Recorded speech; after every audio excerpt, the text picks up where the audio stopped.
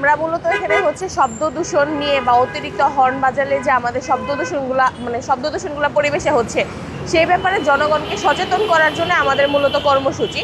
কারণ উচ্চ শব্দ দূষণ এবং হচ্ছে উচ্চ শব্দের কারণে আমাদের একটা মানুষের জীবনে যে যত রকমের সমস্যা হয়, যেমন ব্লাড প্রেশার বাড়া, তারপরে হচ্ছে আমাদের হচ্ছে মস্তিষ্কের বিকৃতি থেকে শুরু করে আমাদের অনেকটা হচ্ছে বধির হচ্ছে বা হচ্ছে কানে কম শুনছে বা কানের অনেক সমস্যা দেখা দিচ্ছে। তো এই বিষয়গুলো নিয়ে সচেতনতা বৃদ্ধির জন্যই মূলত আমাদের এই ক্যাম্পেইন। শব্দ দূষণ বন্ধ করার জন্য আমরা মূলত প্রথমে আমরা যেটা করছি জনগণকে সচেতন করা, সবার সাথে কথা বলা এবং তাদেরকে হচ্ছে শব্দ দূষণের যে কুফল সেই কুফলগুলি হচ্ছে তাদেরকে বলা, বুঝানো এবং লিফলেট দেওয়া। তারপর হচ্ছে আমাদের দেখবেন যে নো হর্নের যে স্টিকার, সেই স্টিকারটা দেওয়া। এভাবে আমরা প্রথমে তাদেরকে সচেতন করছি, তাদের সাথে কথা বলছি এবং হচ্ছে যারা মানছে এবং আমরা ভালো সাড়া পাচ্ছি, রেসপন্স পাচ্ছি, সবাই মানছে আলহামদুলিল্লাহ। এবং যারা হচ্ছে মূলত অনেক প্রশ্ন করছে যে এটার ফলে কি, বা অনেকে অনেক কিছু জানে না, তো সেই বিষয়গুলো আমরা তাদেরকে জানাচ্ছি আর কি। আর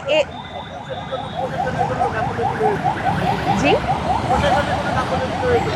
আচ্ছা, শব্দ দূষণের জন্য প্রশাসনের গাফিলতি বলতে গেলে আমাদের যদি আইনটা আরেকটু কঠোর হয়, যে অযথা হর্ন বাজানো বা হচ্ছে আমরা যেমন এখানে অনেক দিন যাবত আমরা ক্যাম্পেইনটা করছি, এখানে দেখা গেছে যে অযথা হর্ন বাজালে যখন দেখছি যে হাইড্রোলিক হর্ন বাজছে তখন আমরা হচ্ছে একটা জরিমানার সিস্টেম করছি।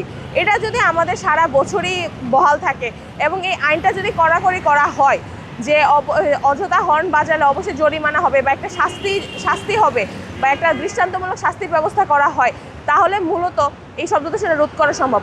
আমার মতে যে সরকার যদি বা প্রশাসন যদি এই জিনিসটাতে একটু কঠোর হয় আইনটা, তাহলে জনগণ অবশ্যই আইন মানতে বাধ্য হবে। যদি আমরা দেখি যে প্রথম তাদের ভালোভাবে বোঝানোর পরেও তারা সচেতন হচ্ছে না, তাহলে আমাদের কঠোর অবস্থায় যেতেই হবে। কারণ শব্দ দূষণটা তো আমাদের পরিবেশ, আমাদের জনগণ সবার জন্যই ক্ষতি। তো আমাদের যদি ভালোভাবে আমাদের এটা হয়ে যেতে হলো, না হলে আমাদের কঠোর অবস্থা অবশ্যই যেতে হবে।